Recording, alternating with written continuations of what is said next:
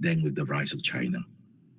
So you've got the luxury of looking at Malaysia from some distance away because you're based in Tasmania, which gives you, I guess, a more clear and lucid eye and a more neutral point of view, James. What is your read of the developments of the last, say, 1-2 years in terms of shaping how we should think about Malaysia in the next 1 to 2 years? So I think the conclusion for the last 2 years is two things. One is that in the non-Malay population or non-Malay voters, there is a sense of disappointment in Anwar. They supported Anwar so strongly.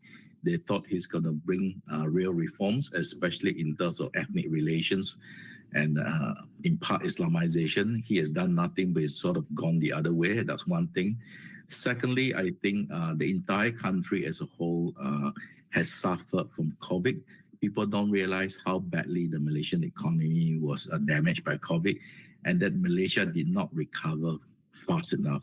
So in some ways, you can argue that the last 2 years has been a period of disappointment. For the non-Malays, it's mostly in the political arena. For the entire Malaysian public, is the fact that they'll see that their living standards have gone down. You can speak to most of the really good economists. They'll tell you that the old formula of T20, M20, B40, M20, M40 and B40 has now changed to T20, M20 and B60. So the sort of middle class, a portion of it has actually dropped to the bottom. So unless we get the economic thing right, I doubt very much that that Malaysia can move ahead. But whatever it is, over the long term, Malaysia must really grapple with one issue, which is what do you do about the Bumiputera policy? Because the rest of the world is moving ahead very fast. I mean, 15 or 20 years ago, if you or I were having this conversation, I would say that Malaysia was in a very good place to overtake a lot of other ASEAN countries.